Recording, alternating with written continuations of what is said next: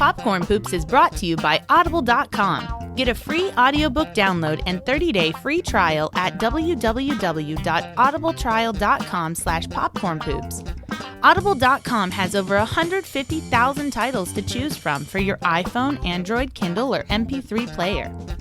Audible is offering a free audiobook download with a free 30-day trial to give you, the listeners of Popcorn Poops, the opportunity to check out their service. Today, we're recommending the book Peter Pan by J.M. Barrie, narrated by Tim Curry. To download this or another free audiobook today, go to audibletrial.com/popcornpoops. Again, that's audibletrial.com/popcornpoops for your free audiobook.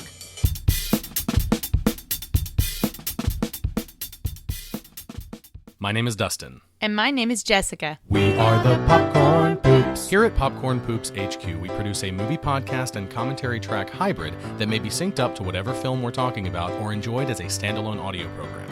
Today we will be watching the 1994 film Clerks, directed by Kevin Smith.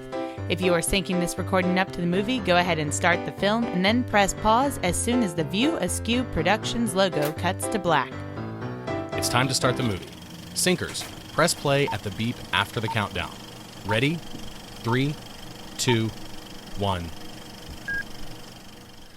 And it's unfortunate that we actually had to skip the View Askew Productions vanity card because it's kind of weird and interesting. It shows weird. It's like a clown or something. Clown has a name. His name is Vulgar, and they actually View Askew Productions actually made a movie based on the character of Vulgar, the clown. They made a movie? They made a movie about a clown that gets gang raped, and I think it's a revenge movie, right? I think it's a revenge movie. I don't know.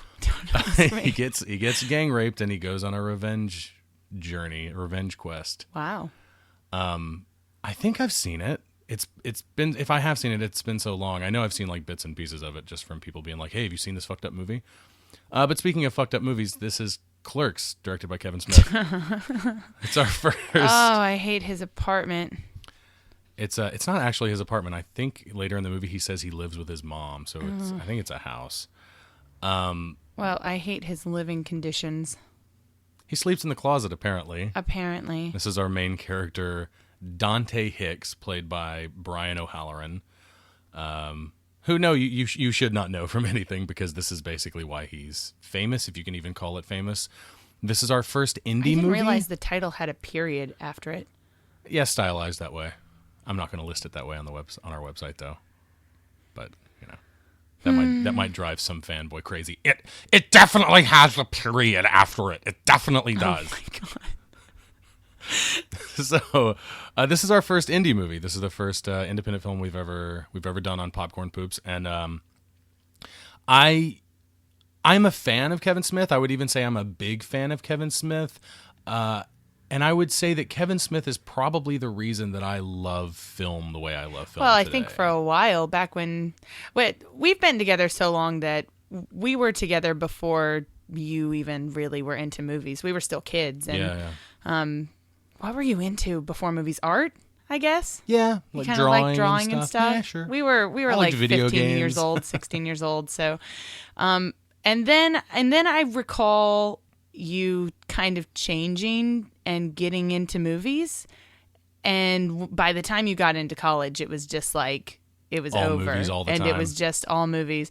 And I had a hard time dealing with it actually because you went from not really like that wasn't a part of your personality when we first met and started dating, and then all of a sudden it was your entire identity was film. Yeah. And I kind of had to adjust to that, and Kevin Smith and this movie particularly were a lot of the that impetus time. the impetus for it. I was introduced to this movie and therefore all of Kevin Smith's films by a friend, and it was the first time, and I'm not saying that this is a masterpiece in any way at all. I really like this movie. It's very obviously made on the cheap. It's very obviously someone's first film. But I think what drew me to it is that for the first time in my life, I was able to see the hand of the director in a movie. And I really felt the craft of a movie because I could see it being done, and I don't mean this as a slight against Kevin Smith or any of the people in this movie, but it was really the first time I had seen it done badly. And not in like a Sci-Fi Channel original movie bad kind of way. Hey, you be careful. I mean, like, you watch it and you're saying, oh, the lighting is Treading on weird my here. territory. Like, it's noticeably worse here, or this performance is bad, or they just stumbled over their own line. Like, you don't see that in quote-unquote real movies. Right. Well, I mean, he even, in talking about the ending to this movie, I'm not going to pretend like I know a lot about Clerks because I don't, but I on the other hand, know too much right, about so Clerks, I yeah. just figured I wasn't going to ruffle my feathers trying to even match what you know about this movie. But I know at the end, there's the ending that he wound up taking out where The cut ending, yeah, right, we'll talk about that a little where bit. he it's a really dark ending instead, and I've seen that before, but I heard him say once that the reason why he That's had our that first ending, chapter card, vilification. the reason why he had that wanna ending come back to was that. because he said he didn't know how to end a movie. So, Right. I mean, that's kind of typical of this movie, I think, is that it's his process of learning how to make one and realizing he doesn't And I'm actually going to argue have all the answers yet. I'm going to argue in favor for that ending when it comes up, like when we get to that. Yeah, I probably like that ending better, honestly. I think it makes more I sense didn't the in first the time I movie, saw and it, I'll though. point out why. But that chapter card that I pointed out that said vilification, this movie has, I think it's 14 title cards that break up, I guess, what you could call chapters, but some chapters aren't any longer than just one scene. So if you could even call them chapters, but they're lots and lots of 25-cent words. Yeah. Big, long words that A couple of which even I had to look up. So, Right. and you too. Yes. So that's, vilification is, of course, the act more of than 25 cents. the act of lowering in estimation or importance, or the act of uttering slanderous and abusive statements against some entity of some kind. Vilification, though, you can get from the context of villain. Right, to make So, a villain. to make a of some villain, kind. yeah. So what I want us to do is, throughout this movie, I want us to pay attention to these chapters and make sure that they actually work in the context of what follows. Okay. So this one is vilification. This is vilification. Who are we vilifying? That's what we're going to find out.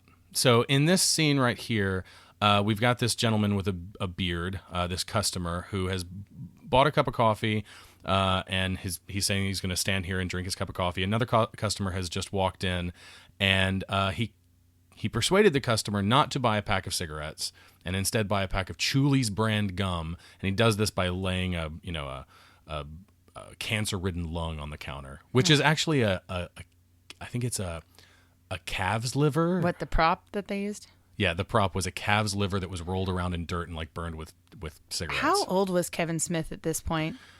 I think he was like 20. I know the characters of Dante and Randall are supposed to be 22 in this movie. That's way younger than I would have guessed them. So I think Kevin Smith is probably about that age. Like, he's always said that this was his movie about being in his 20s, and that's Maybe he's a little older, though. maybe certainly younger than I am. I'm 28 now. These are our characters. I Jay do and love Silent Jay and Bob. Silent Bob. I am not a super fan of. There's our director right there, Kevin Smith, playing Silent Bob, the Marcel Marceau, silent figure, who's not really all that silent. He does actually talk. I'm not a super fan of Clerks or Kevin Smith in general, honestly. I like his stuff. I'm okay with it. This movie, I'm okay with. There are parts of it that I really like. I like a lot of the dialogue. I think, especially between Randall and Dante, I think some of the stuff is pretty funny. Especially when they get really geeky and they talk about Star Wars and It's the references, yeah. right. The references are funny. The reason you enjoy a movie like this is for the dialogue, Right? It was for the time really unheard of that you'd have a movie where people just talk about stuff, where you just shoot the shit, and you kind of talk about your feelings a little bit, but also like the philosophy of Star Wars or Right. whatever. Yeah. And that's part of what made this movie important or interesting, and it's definitely indicative of a place and a time. Well, it's definitely and especially in one person's life, I think it's a really good portrait of not just the character of Dante or Randall, but of Kevin Smith as a man. And he's even said years later when he made Clerks 2, he said that was kind of a portrait of him in his 30s. And it's weird because I watched this and I don't relate to these characters like I used to. But I watched Clerks 2 and I'm starting to relate more with those characters. Oh, really? And it's really interesting how that works. Have I ever seen it? Have you made me watch it? I'm sure you did at some point. Yeah, probably. I'm sure you've seen it. I don't remember. We'll have to rewatch it. It's good. I don't remember it. What's it about? They work. Is it Randall and Dante? Dante and Randall. They work at movies, and Dante has gotten a girl pregnant. Oh. His manager. Do I remember? And he's engaged to another girl, and he's got to like. Oh, so he's got like the same problems. Yeah, two girls are fighting over him, which Randall Why? actually says something about. Right, exactly. I think that's a little. You're asking these questions, but I think Randall actually says that in the movie. Why do you always have two girls fighting over you? I also want you to pay attention to how this movie treats women, and I want your opinion on it because I want to see what you think about Kevin Smith's perspective on females at age 22 or however old he was when he wrote this. So this is our female lead, if you can call her that. The character's name is Veronica, and she's played by an actress named Marilyn Gigliotti, I think, or Gigliotti, something like that. It's an Italian name. I don't know the pronunciation because I don't speak Italian. But she might be the worst actress in this movie. She might be the worst thespian in this entire movie. I think she trips over the most of her lines, more than anyone else. And yeah, I don't know. Delivery's weird sometimes, and you sense that there was a different delivery in there that Kevin Smith probably wanted, that but she didn't come across. Maybe she didn't read it off the page the right way. I think some of the stuff that turns me off about this movie is I really don't like any of the girls. I don't really care about them. I don't like Dante particularly. I think he's kind of a slob, and I mean he's supposed to be it's the whole story is he's this unmotivated guy who thinks he's better than everyone around him because he dreams of being better than everyone around him, but he doesn't actually do anything to make that happen, which I guess was maybe Kevin Smith's story until he sold his life, like his comic books and his he sold off. I mean, his car insurance. This money got or this movie got its budget, its funding from a variety of sources. One of which was he maxed out a bunch of credit cards, and he's talked about this. On his he has these speaking engagement that he I remember you used to he filmed. Watch them a lot. They're really good. He's a really good public speaker. And, because he has like a gajillion podcasts now too. Right, so you can go find his Smodcast network and all that stuff. And he's just talking all the time now. Yeah. But before he was talking all the time, you could just find him talking on these DVDs, these Evening with Kevin Smith DVDs. And on one of them, he talked about, what was I even talking about? How much money it costs. Oh, right. So he talked about, I totally lost my train of thought. He was talking about how he was working at this Quick Stop when he made this movie. That's right. I read that too. And the way he would get approved for the credit cards is he would put the store as a reference for the credit card, like a character reference, and to get like a really high limit on his credit cards. So they would call the store, and he would be there, and he would say, "Yes, I'm the owner of the store. Yes, I know Kevin Smith. He's a fine young man and a great worker. And yes, give him the highest, credit card limit that you can." So he maxed out like something like 10 credit cards. And he also like sold personal belongings and stuff too. Sold right? a big chunk of his comic book I read collection. Something about a car that he and there was a Jay? big storm. Him and Jay wrecked it.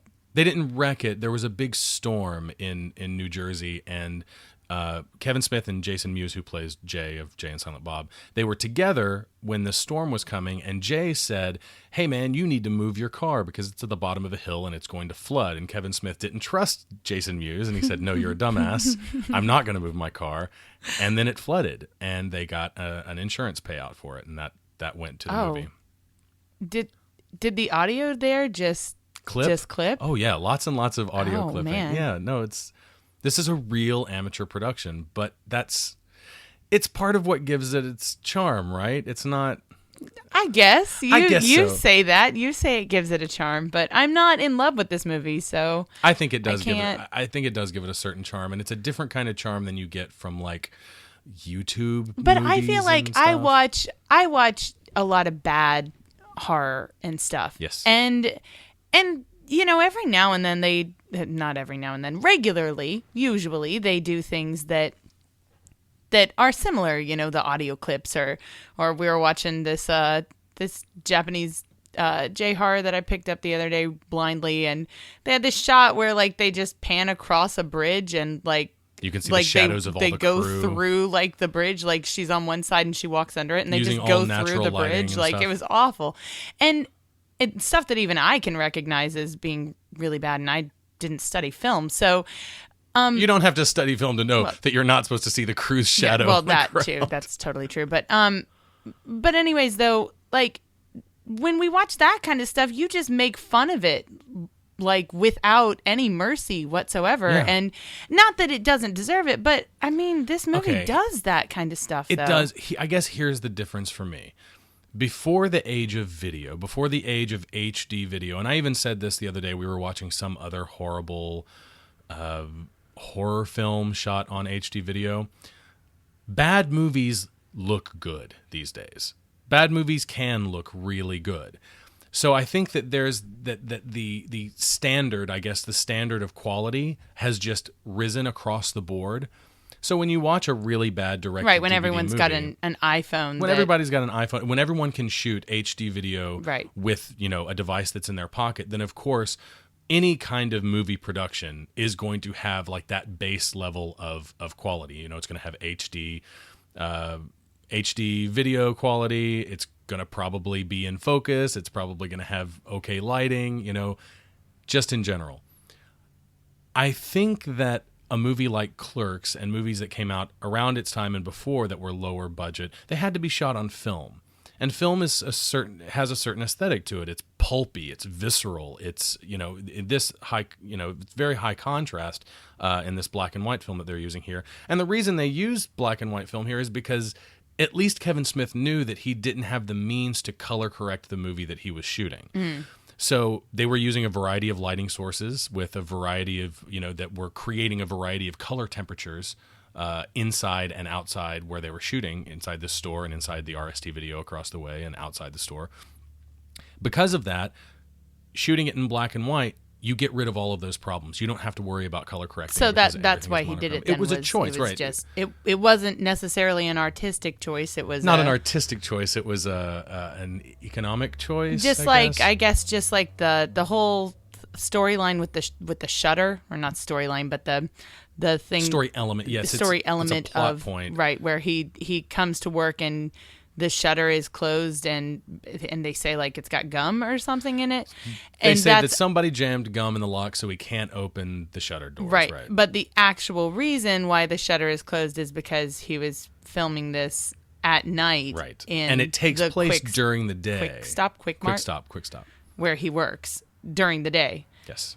I also read that he didn't sleep like at all. Kevin Smith slept like maybe 1 or 2 hours a night max because for he was 21 days He was filming this movie at night in the same convenience store where he was working during the day. So he would work from like 6 in the morning till like 10 at night, and then he would shoot from like 11 o'clock till like 3 or 4 in the morning, and then he would get 1 or 2 hours of sleep and have to be back at work at 6 the next day. Wow. For 21 days, and they did See, that for that's what I'm days. talking about dedication, though. The one thing I do love about this movie and about Kevin Smith is Randall is one of the... No, I'm not counting the character names. They did Jay and Silent Bob as well for the title cards. But I mean, it's dedication. Like it's someone. I feel like when you want it so bad that you suffer for it, then you're bound to produce something that is at least significant, even if it's not necessarily great or good. It's at least meaningful. Sure. Because you worked hard for it, you suffered for it, and I mean that comes through in this. I think that he wanted it. He was nobody but he wanted to be somebody. He's more so than Dante. What Dante doesn't do that Kevin Smith, because the character is based off of Kevin Smith, right? So what Dante doesn't do that Kevin Smith did do by making this movie is Dante doesn't try. He lives in this world where he's not going anywhere, and he wants to rise above the crap that he lives in. Yeah. But he doesn't do anything to make that happen. No, he doesn't. And they talk about that later. They talk about how he needs to, in Randall's words, shit or get off the pot. Right. He needs to do something about his life, which is something that I think is very common for people in their early 20s, for Americans in their early 20s. And sometimes up and through their late 20s. In fact, he's kind of dealing with a similar problem in Clerks 2 when he's in his 30s. And I think it still rings true there. But the core issue, and this is something that people have talked about at length, the core issue or the core theme of this movie is really existentialism. It's about giving your life purpose. Right. Dante has a problem giving his life purpose. Randall is happy in his position. They have this whole blowout later in the movie, and after the blowout, maybe it's before the blowout, but they sit down and they talk about, how they're feeling about their lives. Randall knows that Dante is unhappy, but Randall's perfectly happy doing the same thing that Dante's doing because he's found purpose in his life for this time and this place. Dante's not there. And that's really an ultimately existential, and I mean, and I totally issue. I think it's just, it's something I've seen so much as I've grown up, as I've lived through my 20s, and am now unfortunately coming to the end of our 20s. But like I've seen this same thing happen with so many friends, and I see it happening with me, where you do make this choice about whether or not you're living for. Whether or not you're happy with just doing what you're doing. And I see people who aren't doing that much, but they're happy with it. We have our second chapter card. It said syntax. We didn't talk about the first chapter card. We'll go back. Though. It's okay. So syntax is the way in which linguistic elements as words are put together to form constituents as phrases or clauses, or the part of grammar dealing with these things. Or it is a connected or orderly system, the harmonious arrangements of parts or elements. The way I always understood syntax in a much simpler form than how you said it is basically it's like the rules that define a language. How the words are put together to make a sentence. Linguists use syntax to define language, basically. If you're defining it by rules. So let's go back to the last chapter, vilification. Who was vilified, do you think? Who was vilified? Cigarette smokers? Yeah, I guess so. If we're talking like I guess literally, who was vilified? Who cigarette was smokers were vilified, or no. Dante. I was about to say, Dante was vilified ultimately, because he was the one selling the cigarettes. Dante to the was smokers. branded as a merchant of death, and then they pelted him with cigarettes. In that first chapter, he also says his first kind of an existential mantra, I guess, for the movie. I'm not even supposed to be here today. Which is a very kind of the concept of supposing, having to be somewhere, you're supposed to be somewhere at a particular time, or you're not supposed to be somewhere at a particular time or place, is a ridiculous concept to an existentialist who sees the universe as... What are you supposed to be doing? You're not supposed to be doing anything. There's no such thing as fate or... Right. To an existentialist, the universe is absurd. It's chaos. The only order... There's no supposed to or not supposed to. Exactly. The only order in the universe is that which... a human mind gives it, right? Like time. The concept of time is, something that we use to break up the cold and not even calculated, the cold randomness of the chaotic existential universe, right? So in this scene right here, he also says something interesting about giving his life purpose, and he says... actually, this is the line right here. I think the arguments Veronica and I are having are some kind of manifestation of a subconscious desire to break up with her so I can have a more, this is key, meaningful relationship with Caitlin. Meaningful. So, in some way, Dante is pursuing meaning within his life. He's at least thinking about it. It's something that's on his mind, is trying to find meaning. I think part of the reason why I don't like Dante and why I generally don't like the feeling of this movie is that the relationship is meaningful to Veronica. It means something to her. It does, and I think she actually is in love with him. Oh yeah, well, and ultimately he learns that he's in love with her, but the way he does is really strange, and I don't. Right, you're referring to what Silent Bob says to him. Yeah, and I think if someone has to tell you something straightforward like that, then it's not a real revelation. It's just this sounds good in this moment. This person told me this, and that sounds right. Yeah. So I really think both Caitlin and Veronica need to. What the hell are they doing? Like, just leave this guy alone. He's going to work in a convenience store for the rest of his life. Schlub. Why would a girl who's finishing college, Caitlin, we just learned, is his ex-girlfriend from high school, right? Yes. She's finishing college and she's been calling him and talking to him, right? Yeah, late at night, like 2:30 in the morning or something. Randall said that Dante's phone was busy until like, I guess 2:30 in the morning for like half an hour or something like that, because he was talking to Caitlin. Okay, so this girl who's finishing college, why? I mean, maybe she's calling him. She just wants somebody to talk to. I don't think it's weird to reconnect with people from your past, but like seriously, what is a girl who's finishing college? What does she want to do with a guy like this? I don't get that. That's not realistic to me. I mean, to be friends or something, that's cool, but he's thinking that they're going to have a relationship, that they're going to have a meaningful relationship. And also the idea at the end where she's going to go into the bathroom to have sex with him. I don't know. I get what you're getting at. I think that Dante has a great character arc, but I don't think he's a sympathetic character. I think it's hard for the audience to relate to him. Not because of how he thinks, but of just how kind of whiny he is. Well, it's in also general. kind of, and I guess because of that, it's hard for me to believe. And he's also like playing two girls against one another, and right.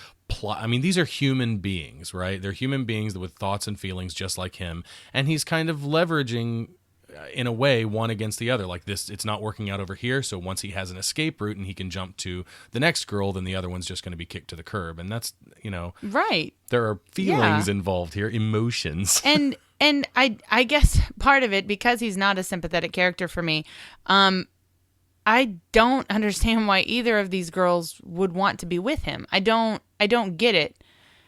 Especially a girl who's finishing college, who's not in a relationship with him right now. I can get being with someone and them maybe meeting them in this stage in their life and being with them through that stage and hoping that you'll overcome it together as a couple. But a girl who was with this guy when he was in high school and then goes to college and is doing something with her life and looks back and sees him, why?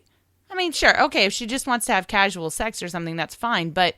That's not what she says. Right. She comes to him and she says that she wants to make sure that he's okay after reading that wedding announcement, or the engagement announcement in the newspaper, where they refer to her fiancé as an Asian design major, as though his race has anything to do... Like, when I rewatched this... What? I thought that was really strange, and I was like, okay, maybe he's majoring in Asian design. Right. But then later she says his name is Seng. So he's Asian. Asian, right. So the engagement announcement says Caitlin Bree to wed Asian design major. What kind of engagement announcement is that? What kind of world do we live in where you state someone's race when you talk about who you're marrying? Where you state their race before their dreams and goals and things like major? that. Yeah. Like that's weird. It's so strange.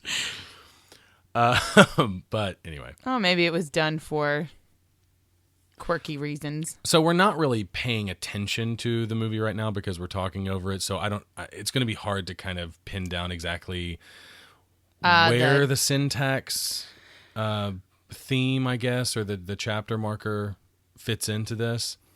But I guess it would have to have something to do with rules or structure, something like that. Like, I mean, it's a very... Syntax, when I think of syntax, I think of grammar. Like that's where my brain goes, is just grammar rules. And so I don't know what something that's not talking about literature or the writing process or something like that could be saying about syntax, unless it was just talking about rules or structure. I'm going to throw this out here. I'm going to throw this out there. Could it be pretentious? Likely just that, I'm going to guess. It could just be pretentious, where a writer says, I'm going to name this chapter Syntax because I'm using syntax to write it. Maybe. There's another word he's going to use later, paradigm. Yeah. And paradigm, of course, it has a lot of meanings, but there's also a linguistic meaning to it. And in the field of linguistics, the term is used for a specific different reason than I guess what he's going for. But it's just weird to me that he has two words that are like linguistics 101 vocabulary. And I don't know. But I don't see any of that in this film. Like I don't understand why he uses them.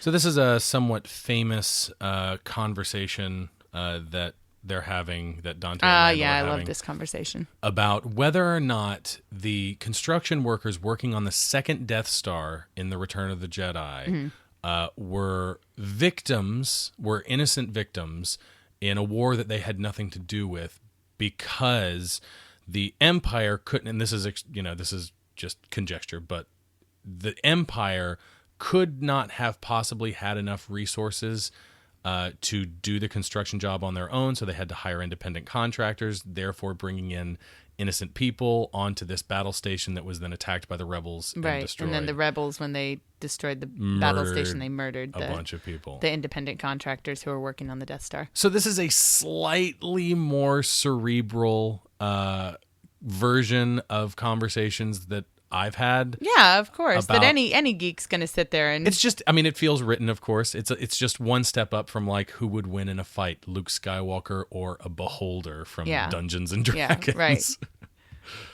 So, probably the beholder. Probably the beholder.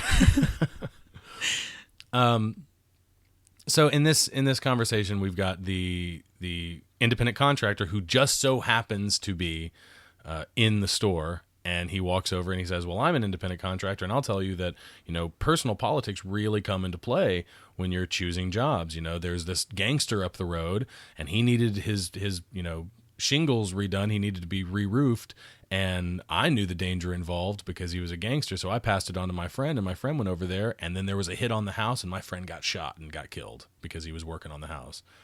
So, I don't know. So he's arguing that the contractors knew what they were getting into when they worked on the Death Star. Right, that they all have that choice to make. Right, so maybe it still is murder, but, they knew what they were getting into. Yeah, don't discount the choices that they made. Yeah. All right, we have another chapter marker here, vagary. Vagary. So vagary is an erratic or unpredictable or extravagant manifestation, action, or notion. So it's anything that comes out of nowhere. Yeah, something unexpected. Something crazy. When I first heard it, I was thinking in terms of the word vague. Yeah. So I guess the connection in my brain there was somehow like an unexpected thing, like something without meaning. Oh, okay. I see. Maybe. Or something that's esoteric or something like that. I guess that could tie into the... obtuse. I guess the word vagary could tie into the existentialist stuff. Yeah, I guess so. I don't think syntax really ever worked for me, though. I don't get it. I just don't... Like, I've been trying to... And if I was very quiet and I sat here and I watched that segment quietly and really thought about it, maybe I could find some reason, but... Like paradigm, when we get to the word paradigm, I can understand how that could be used in more thematic ways or something, and get away from the linguistic term that it is in other circumstances. But syntax is, I don't, and maybe it's just because of where I hear the word syntax, but I don't ever hear it used in common dialogue unless we're talking about literature or writing. Yeah. I mean, I know it can be used as a word for like the order of something or the rules of something, the principles used to define something. But I don't know. It's so specific to me, and I don't understand how it tied into that scene. I'm going to ask you, who do you think is the best actor in the movie? The best actor? Yes, because there aren't any great actors in the movie. I don't know. I don't know who's the best. I like Randall a lot. He makes me laugh. I was going to say Randall. I think Randall. I think he's a character around, to me that I believe. Yeah. I believe I've met people like him, and when he talks, even though he has like this kind of this is Kevin Smith's sister right here. This kind of Gilmore Girls like mouth vomit going on every time he talks, like just unending continuous flow of words. Even though he does that, I don't feel the writing quite as much when he does it. Yeah, his delivery is always pretty on point. Yeah, I think he does a really good job with this. Kevin Smith, of course, cast a bunch of his friends and family in this. This shell-shocked guy that she refers to him as, the guy playing with the eggs on the ground, trying to find the perfect dozen, no mixing and matching. It's a compulsion, obsessive compulsion. Is this the guy that that plays a bunch of characters? He's credited as 4 characters. His name is Walter Flanagan. He actually has his own podcast on the Smodcast Network called Tell 'em Steve Dave. I think that's it. Tell 'em Steve Dave. He's on there with another one of the View-Askew-Universe. Can't believe I just said that. View-Askew-Universe regulars named Brian Johnson and another guy's on there. Another couple other guys are on there.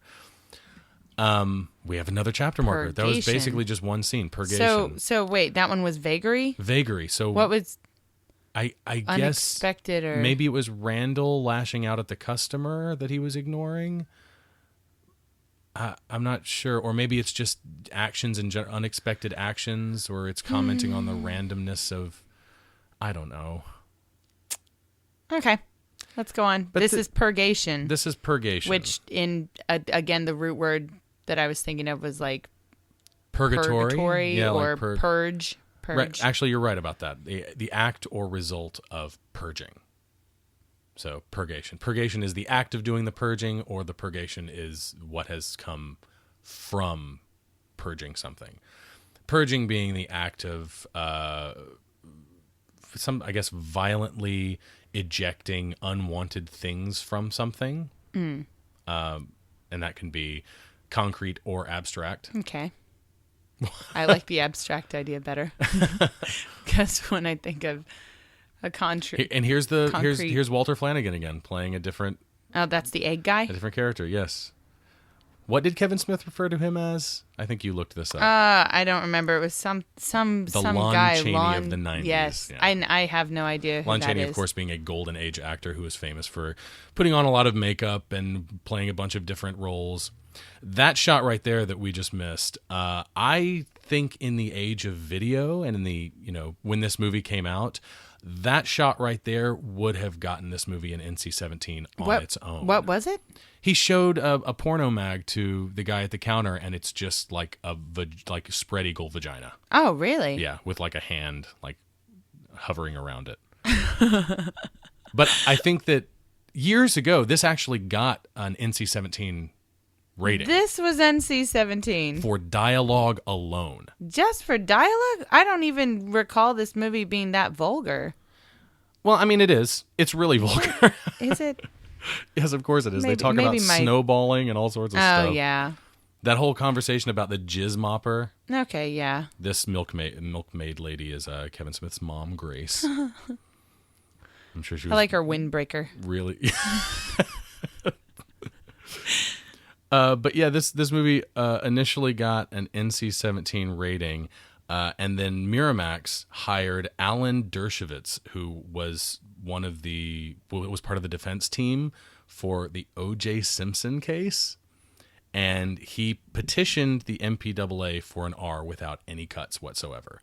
Now, if this came out today, I think the shot of him showing the customer that magazine alone, because we live in the age of HD and remastered video and all that kind of stuff, on this Blu-ray that we're watching right now, you can see everything. Yeah. Like the detail of what he's showing in the magazine, which by itself should be enough to get an NC-17. That's stupid. Yeah. I mean, I agree. I think you're right. I think it would get an NC-17. Man, No, the but it is cigarettes stupid. are so cheap. $1.65. $1.95, $1.65. Oh my God. All around $2, between $1.50 and $2. Wow. Very cheap. What are they these days? Like I don't know $5? in the States. I don't know what they run in the States. Like Here, that? they're like $5. Yeah. So yeah, what do you think is going to be purged in this chapter? Because if we're talking Maybe about the lasagna after he eats it. yeah, that's got to be what it is. But in this scene right here, she actually says something when she leaves. It's a little goof. She says that I'll see you after you close or something like that. But at this point in the story, he doesn't know that he's going to be here until he closes. It's the next moment where he goes over and calls his boss. And So a finds out his continuity boss error in flew his off writing. to Vermont. But yeah, not a huge deal. But purgation and purging. In this chapter, and this chapter isn't very long at all, actually. In fact, I think after this scene, that's it. So what has happened in this chapter that has purged anything? I don't know what he's purged in this chapter, but I just realized she's in college too. Yes. What are these girls doing? Okay, I'm serious here. When I was in college, I'm trying to think of any girls that I knew that were dating guys that were not in college. The next chapter marker, malaise. I can't think of any of, maybe it was just the people I hung around with. I don't know, but I can't think of any friends that, unless it was like freshman year and maybe they had a younger boyfriend and he was still in high school or something. But like, especially if they're like in their, if his ex-girlfriend is in her senior year, I don't know. It just confuses me. I don't get it. And I really have to suspend my disbelief. Love is a weird thing. I agree. Love is a weird thing. I agree. He is particularly a loser. Like, I mean, and he's not particularly nice to her. Well, I guess he was painting her nails. That was sweet. Let's talk about purgation and how it has nothing to do with the chapter that we saw. I think as we go, this is going to be a running theme, is that it doesn't actually have anything to do with exactly the chapter. the running theme of this movie is that it doesn't actually have any themes that like it's saying it does. Like, well, it has themes. it has themes. but it doesn't have the themes that it gives you. It delivers you themes. It says the theme of this chapter is purgation. Watch as something is purged. Oh wait, nothing is purged. There's no purging. Nothing going on here. Okay. Next chapter, malaise. The next chapter, malaise, this is the chapter we're in.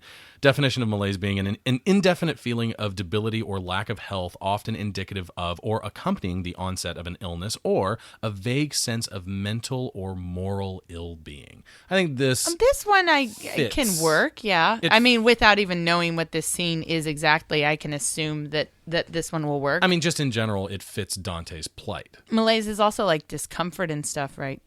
Yeah. Uneasiness. Sure. Yeah, I guess so. So I mean that all of that works. But I guess, but it vaguely works for the whole movie, though. Not just specifically this segment. He did deliver his second "I'm not even supposed to be here today." I think he says it 4 or 5 times throughout the movie. But why do they put tape around the hockey sticks? I don't know. I don't play hockey. I'm not sure. It probably has something to do with gripping the puck or something, maybe. But Dante has decided that the hockey game he was supposed to go to at 2:00 will now be held at the store since his boss has flown off to Vermont just unexpectedly. So he's going to shut down the store. They're going to play hockey on the roof, and now all of his friends are here. Now, this guy right here, the guy with the long hair on the left, I don't know the actor's name. I don't know the character's name. But he says something interesting to Dante about his state of mind, I guess. And he says, what is it? He says he's living in denial and suppressing rage. Who is Dante? Dante. Living in denial and suppressing rage. Living in denial and suppressing rage. Okay. So I guess we can accept that as part of Dante's psyche. I mean, I guess so, because he does blow up a few times in the movie. He does. He blows up at Randall at the end when Randall spills the beans. Well, and to I mean, Caitlin he about- just had a couple scenes ago. He had a screaming match with Veronica about her sucking dick. So, 37 dicks to be exact. How many? 37. Okay, that is a lot of dicks. That's a to lot of suck. dicks. It is. It is a lot of dicks to suck. And also, like, you know, not to tell your partner about that you've sucked 37 dicks. How many dicks have you sucked? I mean, but that 36. conversation was very real to me. Like I said, the things I like about this movie are generally the dialogue, which luckily that's most of the movie, is just them standing Again, around talking. that's so, why you watch Clerks, is for the right. dialogue. And like it's most of the movie. So most of the time I like this movie. So generally I like this movie, but I'm not. I mean, if you think too hard about how he's treating the girls, and I think the arcs that the girls get in particular, I don't think everything comes out real fair and square. But then at the same time, the original ending of the movie kind of fixes a lot of that stuff, because it really puts this kind of really crazy, chaotic existentialist period on the whole thing. Yeah, I think so. This should be a dark movie. It should be. I mean, with the things that they talk about and the kind of psychology that they're hinting at, I can see it. I mean, it's fine that it's a comedy, but there should be an underlying darkness here, because you're talking about a man who doesn't know what he doesn't know his place in the universe, Right. And that can be a isn't scary doing place anything to be. about it. Right. And he's surrounded by people who think that who know what they want in life, who are happy with their positions, who think that they know where Dante should be, and Dante is just trying to figure out who he wants to, spend, I guess, the next couple of years with in a relationship, or even a shorter time than that. Like he doesn't. He feels like beholden to this job that he's decided to take, this do nothing, go nowhere job at a convenience store. Yeah. And he feels so beholden to it that when his boss calls and tells him to come in and open the store, he buckles and he does it. And then when his boss flies off to Vermont, he stays at the store. Yeah. He doesn't close up and say, no, I agreed to stay here till this time. Store's closing. That's it. It's not my responsibility. Yeah. He takes responsibility for other people's problems before his own. Well, in the ending argument, the ending blowout with him and Randall, like that's what Randall throws in his face too, right? Like he's like, you closed the store, the store, you said you were going to come in today. Here's another title card, Harbinger, which is like herald. Yeah, one that pioneers or initiates a major change, or one that presages or foreshadows what is to come. Yeah, I always think of like a harbinger of ill omens or something. That's right. It's a very fantasy word to me. Death. Yeah, something like that. But again, harbinger. It's all words are fantasy words to me. Oh, I said that Randall, I think, is the best performer in the movie, but I think that... Oh, you agreed with me? I do agree with you, but I think that an honorable mention should go to this old guy. I think this old guy This old guy credited as this old guy. He's the guy that dies in the bathroom and has a boner. Oh, yes. That Caitlin has sex with. Uh-huh, yeah. He's tremendous. He keeps coming back up to the counter. I mean, I think that had this been a bigger budget movie with, like, I hate saying this, with quote unquote real actors, this guy would have been played by like Rodney Dangerfield or like Don Rickles or somebody like that, But I think this guy does a perfectly acceptable job. He's funny. This scene is funny. He does a good job. He's better than all of the other extras in the movie. Yeah. for sure. Did you look up anything about him? Do you know No, about I don't know him as an actor I don't know specifically? anything. Nope, I don't know anything about him. Like if he was just one of Kevin Smith's friends, or if he I actually. should have looked it up, but he may very well be like a community theater actor there. That's where Brian O'Halloran Dante came from. Oh, really? Yeah, he was a Okay. community theater actor. That Kevin Smith actually. I mean, that's where I'd go to if I was making a movie on my own money. Yeah. I'd go to the community theaters and hope I could find some people who could change their acting style to work for film. Well, the casting was all mixed up before. Like before Kevin Smith shot the movie, he had all these parts cast with different people. He had Dante cast with an actor who plays the workout buff that comes in later, the guy named Rick Darris, who comments on Dante like not being able to pick up the gallon of milk without grunting. So he comes in later. That was originally supposed to be Dante.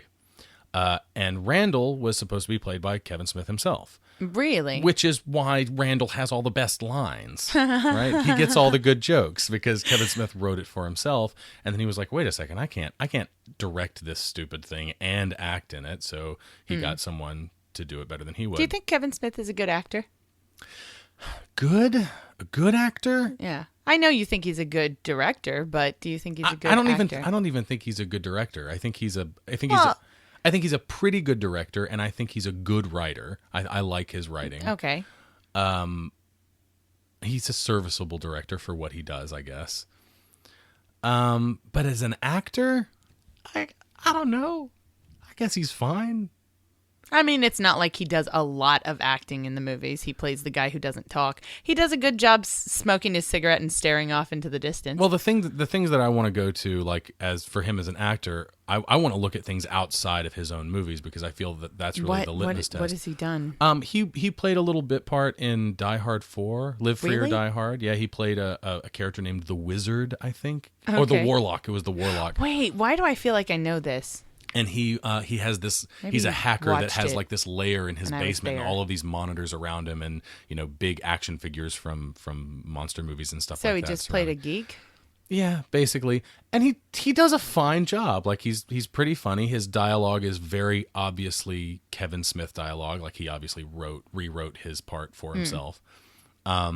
He was also in a Richard Kelly film called Southland Tales, which is kind of a mess of a movie, but he's in it as a Vietnam vet in like a wheelchair in heavy makeup with like a beard, and he's like this old man, and he does an all right job in that.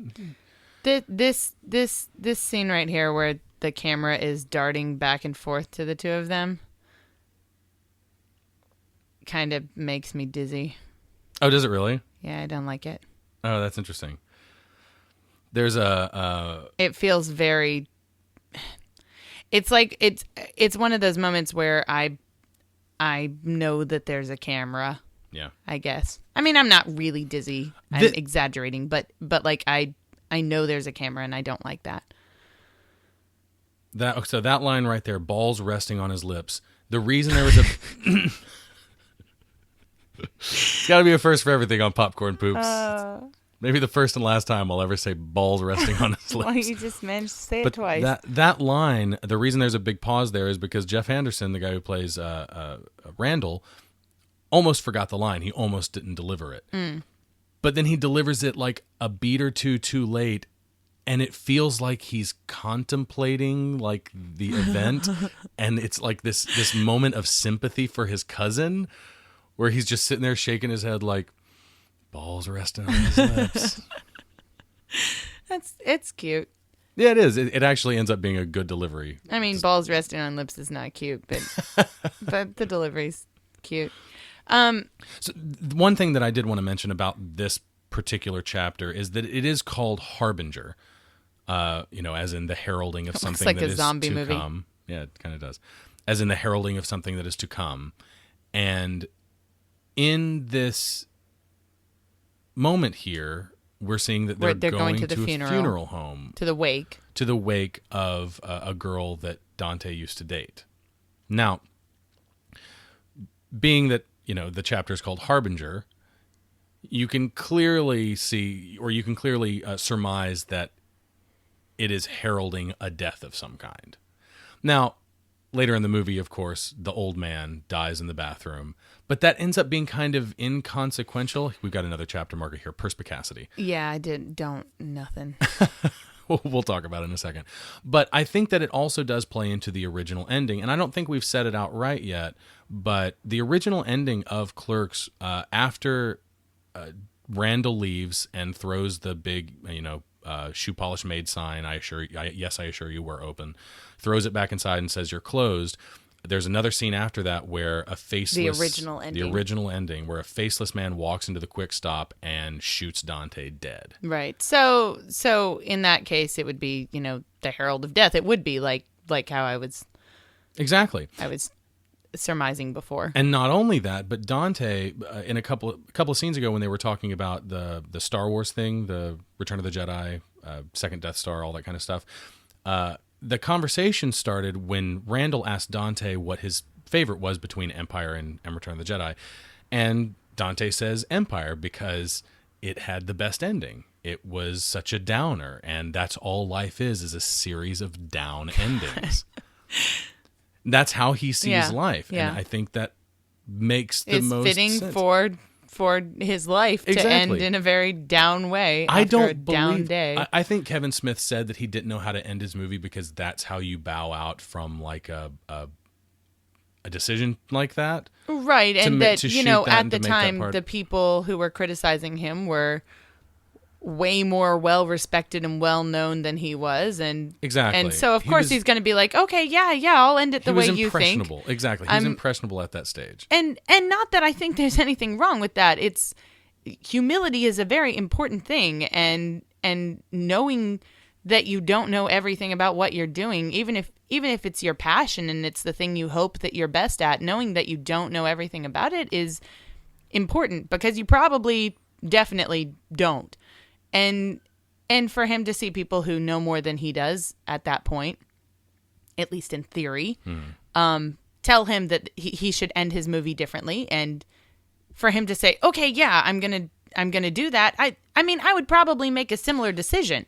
But I said that to say that even though Kevin Smith says that he didn't know how to end his movie, I think he knew exactly how to end his movie. I think he did. Because he foreshadows it. He foreshadows that ending. If you don't know how to end your movie and then you just slap an ending on it, exactly. You don't foreshadow it, you don't plan for it, but he did. It's clear that he planned for that ending. It's in the subtext of the movie. Yeah, absolutely. He planned for it. And that's why I think that's why, at least artistically, that ending belongs on the movie. Yeah. That's my argument for that ending. Also, if we're assuming that all this existential stuff, if we're assuming that these title cards aren't just pretentious, that they actually, I think probably are 50-50. 50-50.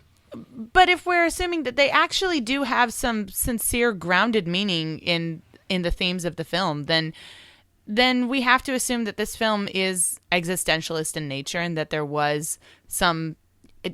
Even if all of it wasn't fully realized, but unintentional in some ways or intentional in other ways, like the notion of meaninglessness and of a guy kind of drifting through life and having a death that is just as random and as insignificant and as senseless. His life has been. Yeah, exactly. It makes sense to me. We're in another chapter and we haven't even talked about the one that we were in. Oh, say what the definition is. Perspicacity. I looked it up, I forgot. It was perspicacity, and the meaning of perspicacity is keen mental vision or discernment. Ah, shrewdness.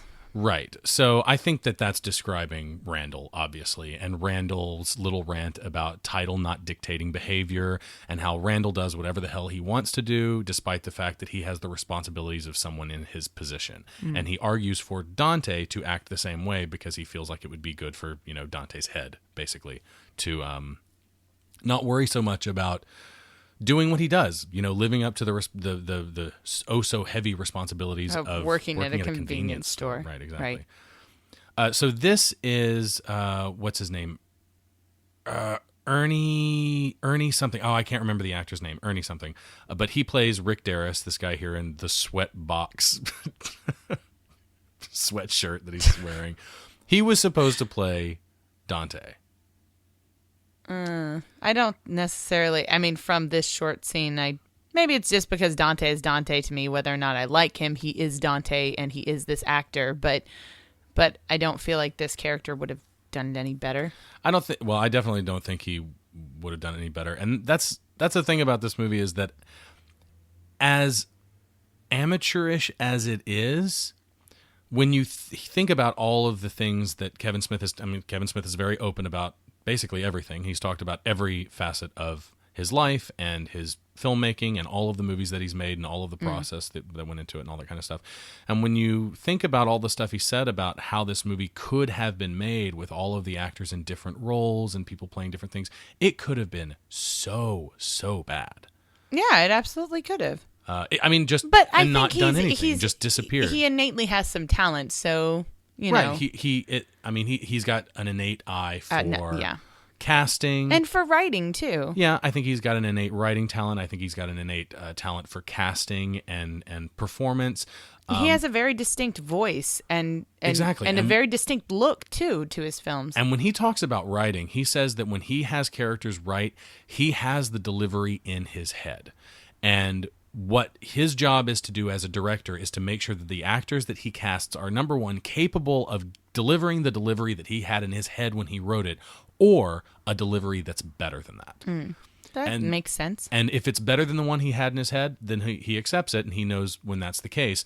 But he doesn't direct actors based on like emotionality or giving like sense memory or any of those kind of techniques that a lot of actors rely on. Yeah. He tells them, as I understand it, he gives them specific diction. He gives them specific inflection. He tells them which words to say louder and in what way. He performs the lines for them and has them mimic him. And if they can do it the way he has it in his head, great. If they can do it even better, even better. And I think that's cool. It is very cool. That. And I think that it does quite literally give his films a distinct voice. It is quite literally his voice. Yeah. Maybe not quite literally, but almost. It's almost literal. Right. So I think that's, like it or not, like his films or not, Kevin Smith is an auteur. He's definitely an auteur. And all of his films have his fingerprints on them. And you can watch a Kevin Smith movie and know it's a Kevin Smith movie. Yeah, absolutely. And that is what an auteur is. It's the sign of an auteur. And I think that's great. That's one of the things that I really like about him. I mean, I think it's important for any artist to, I think how can I say that? All artists probably strive to have that quality, whether or not they're received well or not well. They still strive to have that quality, that it at least it's theirs, at least it's not somebody else's, at least it's distinguished, it's unique. Mm-hmm.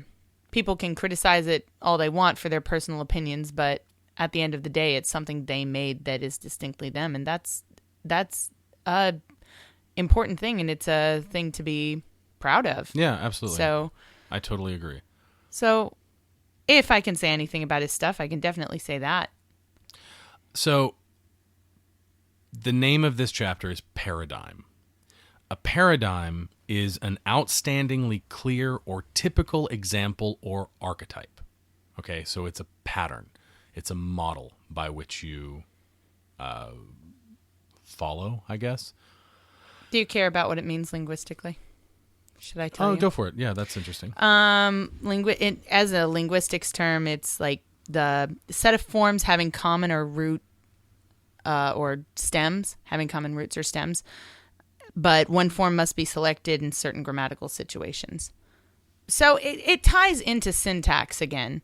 It does, although syntax doesn't really tie into the But syntax movie. doesn't tie into the movie either, so I don't think it really matters. But I think that it is significant to me in some way that he picked two words that are, like I said earlier, linguistics 101 vocabulary. Like, you're going to have to memorize these. So that's interesting, I think, now, though I don't understand it. Before I give you my thoughts on this, because I don't know if you know what I know about this particular chapter, do you think Paradigm fits this chapter in any significant way?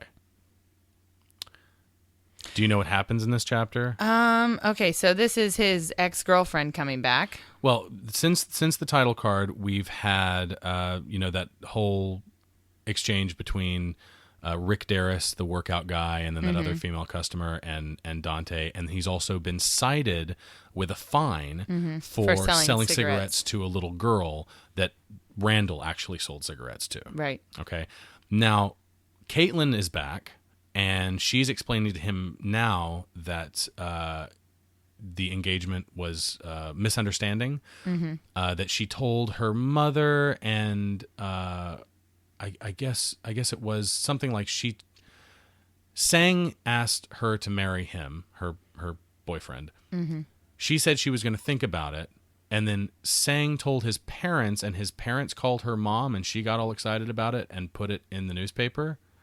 Man, I would be so pissed if my mom did something like that. Right. What a crappy mom. It's something like that. It's something along those lines. I'm not sure exactly, but it was a misunderstanding. And she came all the way down here to see Dante to make sure that he wasn't all upset, so that she could basically tell him that she is going to be single soon, that she doesn't really care about Sang, and she wants to give a relationship with Dante a real shot again. So basically all of the things that he's been wanting, he's about to have handed to him. Well, and she's saying here, I guess this is... She's talking right now about, I'm sorry, I was listening to her dialogue, because she's talking right now about how the reason why she wants to dump this guy is because he's actually going to be really successful, and he's already signed with a huge firm or something, and he's going to make a lot of money, and she's studied too hard to be a housewife. I don't understand this logic, because if you were making a lot of money, I would just feel less pressure to worry about, to find a means of making money right, instead of focusing like on the thing I would that you still really do everything that I do now. I would still work just as hard as I do. I would still try to further my career and my education, and it would just be a benefit that if for some reason I failed or we had a problem or I had a kid and decided to not work for a while or something like that, that you could support me. That would be fantastic in any relationship, either way. This scene is impressive for one reason in particular. This is done in one unedited take that's over 5 minutes long. Wow, that is impressive. And it was shot on the very, very first night of filming. This was like the first thing that then they shot. were just on it. The actors were just ready to go. Yep. Just on top of it. That's cool. That shows enthusiasm. Mm-hmm. Also, his beard is the thinnest in the entire movie. That's right, because he shaved it or something before starting? Well, Kevin Smith told him to shave it before filming because he didn't want Dante to have a beard, and then he saw what Brian O'Halloran looked like without it, and he said, grow it back. So he only had like a couple of days to grow this pathetic little Van Dyke. And then, I'm going to be honest, I never noticed his beard changing when I watched this movie. I never noticed it until it was brought up. Like I read it somewhere, and then I was like, oh, I guess it is kind of longer in some scenes than others. Guess I just don't care about beards that much. I'm not a continuity guy. Like continuity doesn't. I just realized that you just took a little dig at me. I did. I kind of breezed over it. You don't like your bearded husband. Yeah, I'm not a continuity guy. I'm not really a goofs guy either. Like mess ups in movies and stuff like that. I don't feel particularly good about myself when I point out the shortcomings of the script girl or the script supervisor. Sorry. I know it's the actual term. Yeah, you're safe. You can say it.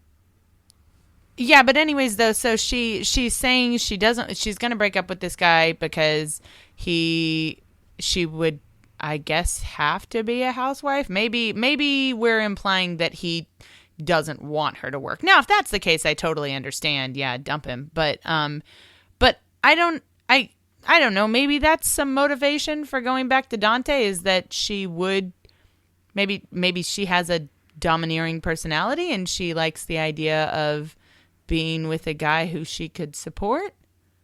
I guess. I'm sorry. I'm just still trying to find out why these girls like Dante. I don't get it. I don't think he's cute. It's the greatest mystery. I mean, maybe he's really great in bed or something. Maybe. I don't know. So have you found the paradigm yet? I love Jay and Silent Bob. I do love them. And I know that's what everybody loves, but I can't help it. I do love Jay and Silent Bob. They make me laugh. Oh, and we didn't say what Randall was doing. Randall was at Big Choice Video renting a movie. So he's come back with a movie called The Best of Both Worlds, which is hermaphroditic porn. And Dante says that he was fined because of Randall's fuck up, but he's not mad because he's going on a date with Caitlin. So there's nothing that can get him down. He's walking on sunshine. And don't it feel good? Everything is awesome. That's right. Everything is awesome. Everything's great when you're part of a team. Okay. When you're engaging in infidelity. Oh, okay. Sorry. That's where I was going. Actually, the tape that he rents, The Best of Both Worlds, is an actual series of porn movies, but it's not about hermaphrodites. It's about bisexuals. Oh. So it's not nearly as interesting, I think. Not nearly. Did we already miss the part where he reads off the list of pornos? Yeah, we did. Woman? That was a while I back. read something about that, about this Randall, the actor who plays Randall, Jeff Anderson, being really embarrassed about that list, and actually he didn't even read it in front of the woman. He wouldn't. He refused to. Yeah. So like cute. When he starts saying the really nasty porn titles, there's a cut right before that like cuts right in on his face, so you don't get the over the shoulder from the woman. But they had to get her reaction shot, so they just had one of their crew members read the list to her and her little girl. I mean, Jeff Anderson wouldn't do it, but someone had to. So I don't know. People are silly. If you were the director, you'd be like, just look disgusted. I don't want to tell you why. Just look disgusted. Well, I would if I would do. If you were the director, or would you actually read the list? No, I would say they were silly if they couldn't listen to a list of words. But there was a little girl. Okay, well, the little girl is. But I mean, her parents are allowing her to do this, so she's, in this day and age, she's gonna see it everywhere anyways. So what was She has the internet. We're into our next chapter, which is called Whimsy. What was the paradigm? What do you think the paradigm was? The usual thing that happens, the paradigm. I don't know what was the paradigm. So, do you have an answer, or are you asking me? No, I want to see if you can make sense of it in the final version of the movie. I don't know. Okay, because there was supposed to be a scene between Randall and a Big Choice Video employee, played by an actor named Vincent Pereira, and he was going to be playing the perfect clerk, quote unquote. Basically the antithesis of what Randall is. Oh, okay. Randall is the worst clerk. Right, yeah. He's terrible at his job because he doesn't care about it. He's never there. So there was going to be a scene between Randall and his perfect opposite. Is this, amazing clerk at an amazing video store, right? But their audio equipment broke while filming the scene, so it had to be cut. They couldn't use the scene. I think that clerk, the perfect clerk, is the paradigm. It is the, quote, outstandingly clear or typical example or archetype. Okay. It is. Yeah. It is what. Yeah, of course. It is Randall looking at an alternate universe version of himself. If he were better at his job. If he actually cared. Right. If he cared like maybe Dante cares, and we just we just blew through another one. These chapters are just one scene. The last one we just blew through was called Whimsy, which is the quality of or state of being whimsical or fanciful. And the whole chapter was just a conversation between Caitlin and Randall about Dante, which culminated in Randall saying, "If you break his heart again, I'll kill you." And she calls him out on it. She's like, "You're being territorial," and he says, "Yeah, he was mine first," which is. It's really sweet. It is really sweet. And I think that's the one time that you really get to see like a nugget of their friendship. Yeah. Now in Clerks 2... The sincerity in it. The sincerity. And in Clerks 2, they really, really expound on that whole friendship thing. And there's an amazing scene when they end up in jail toward the end of the movie, and Randall just spills everything. He just has this emotional breakdown in front of Dante and just talks like he says straight out, he says, "You're my best friend. I don't know what I'm going to do without you if you leave." And it's a great scene. It's really, really sweet.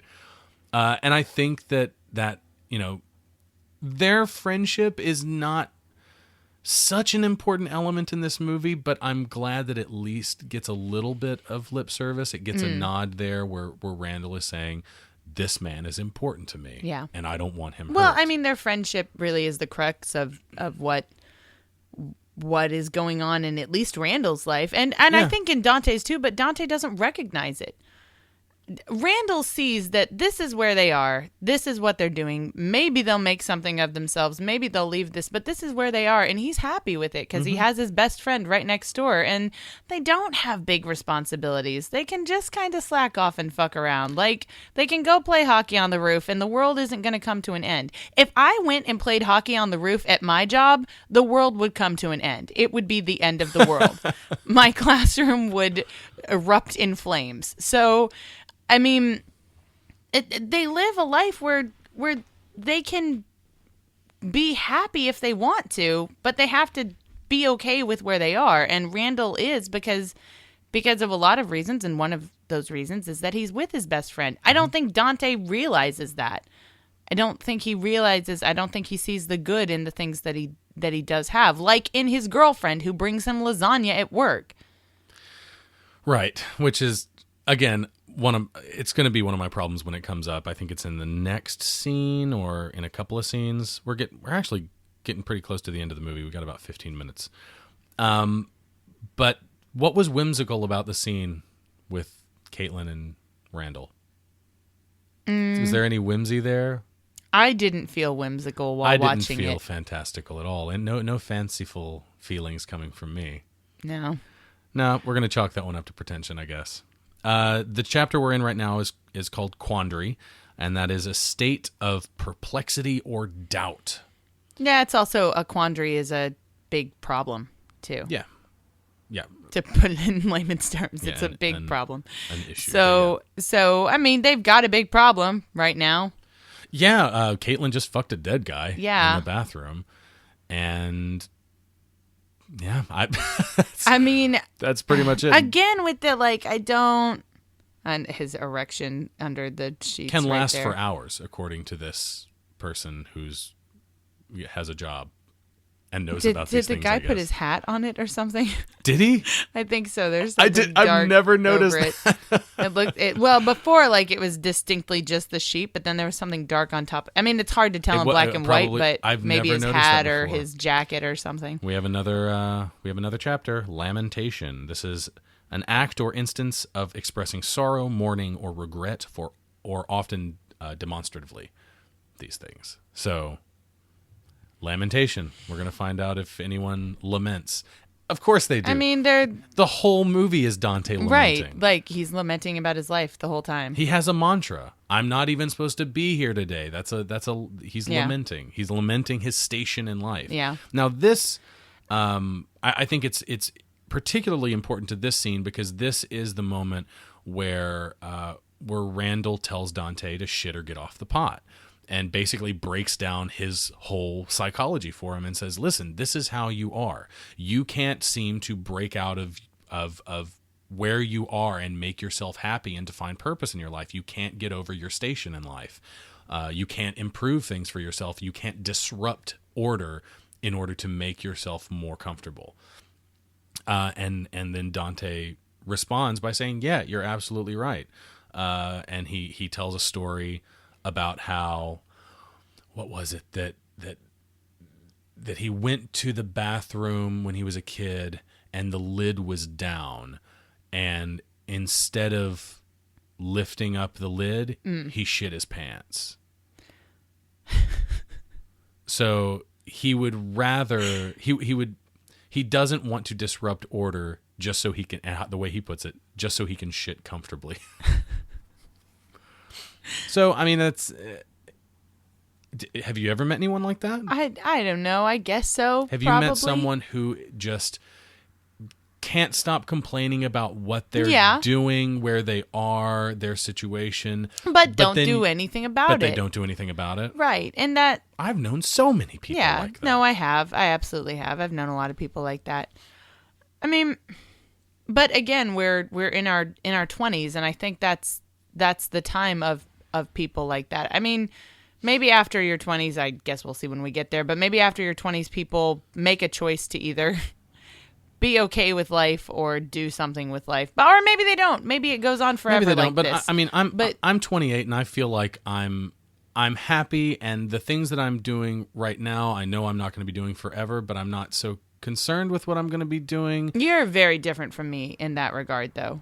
I am, but I think we both do have an idea of what we want our life to be like. Yes, but I think the difference in us, though, is that you're more Randall and I'm more Dante. Unfortunately, I hate to say it. I think that's true. I think that's totally true. Because I don't want to associate myself with Dante. I don't particularly like him. But I mean, I'm not satisfied unless I'm doing things that I think are gonna.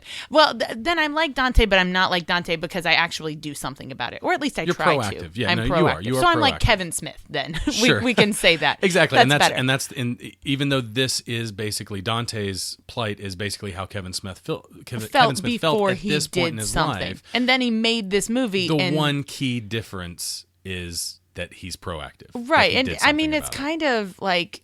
We're in a new chapter. It's kind of meta, I guess that would be the right way to say it, like the way this movie is in Kevin Smith's life, because this movie is about Kevin Smith not doing anything with his life and then feeling like this the whole time, because Dante is Kevin Smith. But then Kevin Smith makes this movie and it solves the problem that Dante has. Right. It solves his own problem that he gave to his main character. Right. Yeah.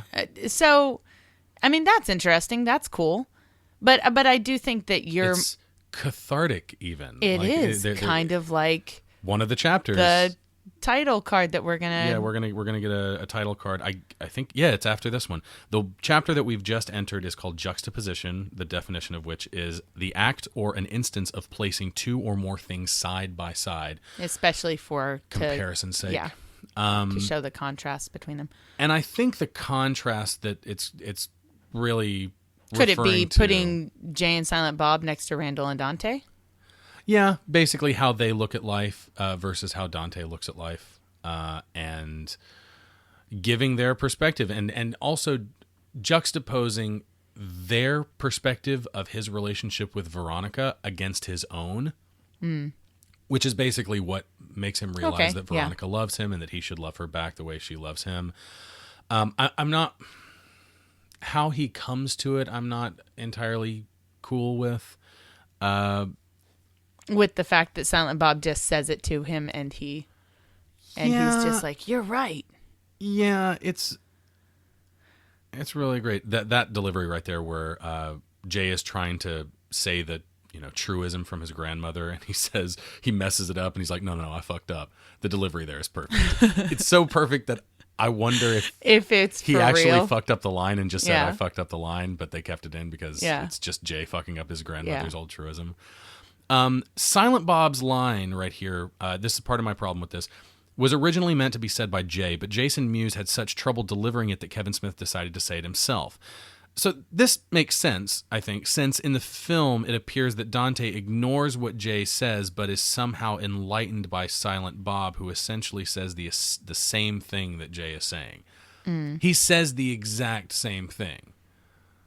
The problem that I have with it is that little extra at the end sounds a little bit too much like Jay than it should like the wise Silent Bob, because what he says is there are a million fine-looking girls in the world, or good-looking girls in the world, but not all of them give you lasagna.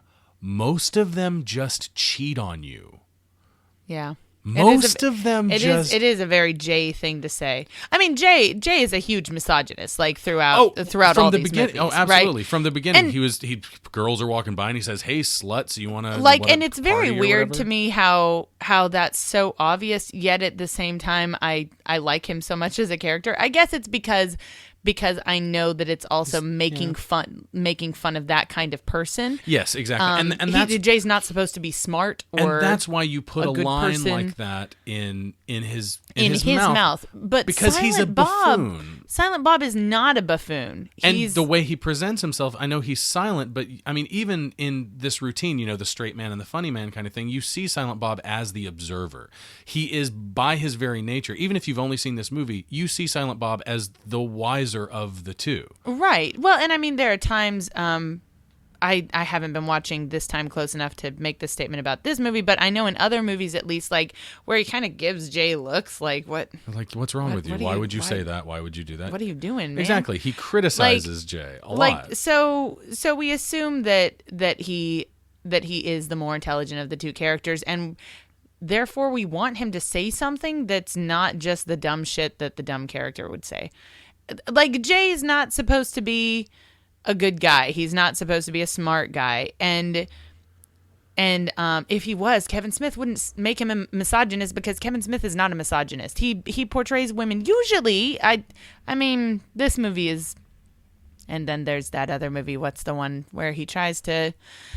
It's the lesbian, and he Chasing tries Amy. to make her straight. Yeah.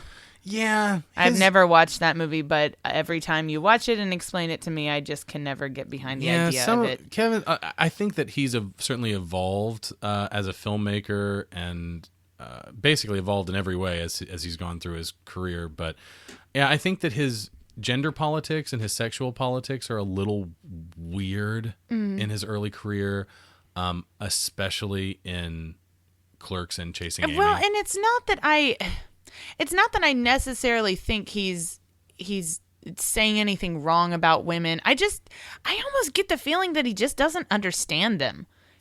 Exactly. In this movie and in Chasing it, again, I haven't watched Chasing Amy, but just the idea of it. Right. Which in its own way is kind of makes these movies, especially early in his career, perfect for people between the ages of like 15 or 17 and like 25 years old. Perfect for men between the ages of 15, 17, okay. All right, 25 that's fair. years old. Perfect for men because when I was ages 15, I understood so women, that like 10-year chunk right there, I think that, as a 15-year-old, like, as you're going through your teens and you're going through adolescence and you're looking at your 20s and you're starting to feel these things, you watch a Kevin Smith movie like this and you're like, man, this is how I kind of feel. I understand this. I'm not quite there yet, but I'm going that way. I know that's where I'm headed. And then when you're my age, I'm 28 now, like I said, and I look at these characters as like a past version of myself, or as like a past version of my thought processes. And I say, okay, that was a time and a place, and I don't actually relate to them anymore. Yeah. Which is amazing. Like it makes these movies important to a very specific group of people that there will always be. There will always be 15 to 25-year-olds. Yeah. But then again, I think Clerks 2 is kind of perfect for where I am right now, and I actually haven't seen it since. I guess since it first came out on DVD several years ago when I was in my early 20s. In college still. Yeah, when I was still in college. And I loved the movie then, but when I think about the themes of Clerks 2 now, just thinking about them, I relate to them so much more than I do Clerks. So I need to rewatch that and kind of reorient myself. And I don't know. I mean, maybe I don't think Kevin Smith is... how can I say? I don't have a huge problem with the way he treats women in his movies. I mean, Veronica's... And which is something I asked you to look for in this movie. Yeah. Their stories are basically over. I don't have a huge problem with it. I mean, Veronica tells Dante what she thinks when she thinks it. And when she's pissed, she yells at him and throws shit, and she reacts appropriately. And I guess I don't know. I kind of feel like this was definitely before he was married, right? Yes. And his wife, as I understand, is we just went through a whole chapter without talking about it. The chapter we just went through was called Catharsis, which is the purification or pupation of the emotions as pity and fear, primarily through art, which I think is really... Obviously, they had a big blowout in that scene. They had a big fight, and I think that was the moment of the releasing of tension. It right. was Like the when you're climax. really angry about something and you Yeah. bitch about it for a while. Very then much the climax of the cathartic. movie. It's cathartic, and I think that on a director level, like on a personal level, making this movie is kind of cathartic. And we got for that, Kevin you know, Smith. the comment earlier about him being having pent up anger or whatever it was, in denial about his. Exactly. Yeah. You're in denial, and you're suppressing rage, Yes. motherfucker. Right. I think was the line. So we're now in The news headline on this magazine is "World's Fattest Man Weds Tiniest Woman." oh wow. I hope they're still happy and together. Like an Inquirer or something. This chapter that we're in is appropriately called denouement, which is a French word that means the falling action. It actually doesn't it literally mean like untying? I think it is. I don't know literally what it means because I don't speak French. I think it means untying. But I know it in is, theater it's like the Right. resolution. Right. In dramatic narrative, it is the final outcome of the main dramatic complication in a literary work. So that makes sense. Now, in the original, like we said, the original ending, there would be a scene right here over these credits where Dante gets shot and dies, which I do think that artistically, And then someone is comes the in and appropriate steals ending. a pack of cigarettes, right? Played by Kevin Smith. Yeah. Yeah. And there was another scene too that was cut. Did we talk about the cut scene, the funeral scene? No, but they did. Because I remember animate it. when I was watching it the first time, I was like, what is up with this? I don't understand what happened. Why didn't they just film it? Maybe they just ran out of money and time. And I guess that is kind of what happened, right? But there actually was supposed to be a scene. Mm-hmm. But Where he knocked over the casket Yeah. and stuff like that. Yeah, you can actually see that on I think it was the 10th anniversary DVD release. They animated it in the style of the Clerks animated series, short-lived 6 episodes Clerks animated series, which is actually kind of good. yeah, I remember watching that with you. It was cute. Yeah, and it's a fun little thing. You can actually watch it with the movie, like inserted into the correct place on that DVD set, which is cool. I'm also not a fan of the music in this. I know you are. I think that it is as 90s, and this came out the same year as Dumb and Dumber, but I feel like Dumb and Dumber soundtrack and this Yeah, but I soundtrack like together, the music on Dumb and Dumber a Right. lot more than I like this music. well, together they make a much broader, eclectic photograph of music that was in the early to mid 90s. And I do like the soundtrack for that reason. Do you feel like this was based in any way on Dante's The Divine Comedy? Oh my gosh, I didn't even think about that at all. So that's a popular theory that it's loosely based on the Divine Comedy, hence the main character's name, It makes well, I mean, obviously, and right. his descent and all that kind of stuff. I guess. I think, and I haven't heard this said before, but I personally find that the movie seems to be loosely based on Samuel Beckett's play Waiting for Godot. Okay. Another story Okay, yeah. about two characters who wait for another character named Godot to come, who ultimately never does, much like Dante's boss, who he waits for Right, and and he never never comes. comes. And the more important thing is thematically, both stories contain themes of existentialism, very strong Right. themes of existentialism. Yeah, absolutely. And I think that stuff is, key. But that's just my opinion. But that brings us to the end of another episode of Popcorn Poops. As always, you can find us at our website at www.popcornpoops.com. Please like us on Facebook. Please follow us on Twitter. You can also subscribe to us on iTunes, where we'd really, really appreciate it if you left us a little rating and review. Tell us how we're doing. Tell us how you like the show. That'd be great. That would be great. We'd love that a lot. You can follow us individually on Twitter. My username is Dusty Cram Cram. And I'm Jessie Casper. And until next time, take care. Bye-bye. We are the Popcorn